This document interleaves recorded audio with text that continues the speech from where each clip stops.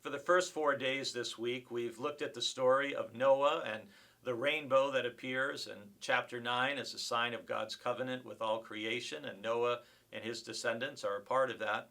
And now today we jump forward in time to the book of the prophet Ezekiel.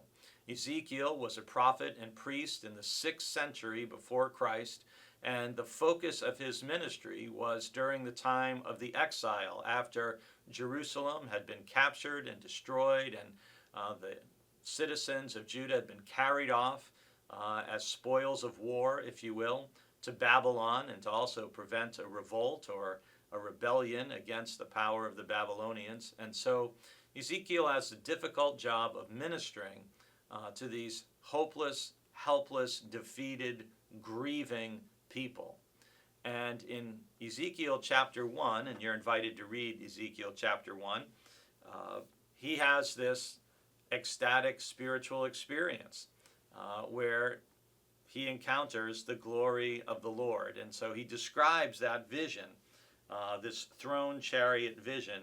That's how the book of Ezekiel begins in verse 4 all the way through the end of the chapter. And it ends with the second appearance of a rainbow in the Bible in verse 28. Like the bow in a cloud on a rainy day, such was the appearance of the splendor all around. This was the appearance of the likeness of the glory of the Lord. This was a really significant moment for God's people, because the whole idea of the temple in Jerusalem and the Holy of Holies was that it was in that place that this is where the Shekinah presence of the Lord dwelt. This is where God was. But the downside of temple worship was it conveyed the idea that this was the only place where God dwelt. And now that your temple's been ransacked, burned, destroyed, well, what happened to God? What happened to the presence of God? So the idea that Ezekiel has this vision, this image of the glory of the Lord being with them in exile to people who are hurting and grieving and saying, no, God hasn't forgotten you. You've not been forsaken. God has not abandoned you. God is with you here in the midst of the storm of exile and defeat. And as I thought about that today, I thought about the terrible December storm, that freak December storm we had many years ago here on Cape Cod. And I always remember it because it was the day we had the Reverend Bishop Covell's memorial service. And it was December.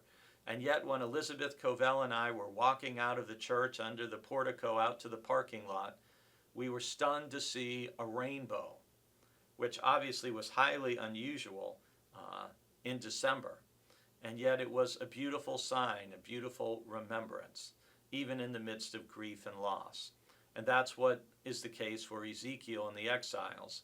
They see the rainbow, the glory that represents the glory of the Lord in the midst of the storm of exile and grief, and they're comforted knowing God has not forgotten them, and God has not forgotten you either.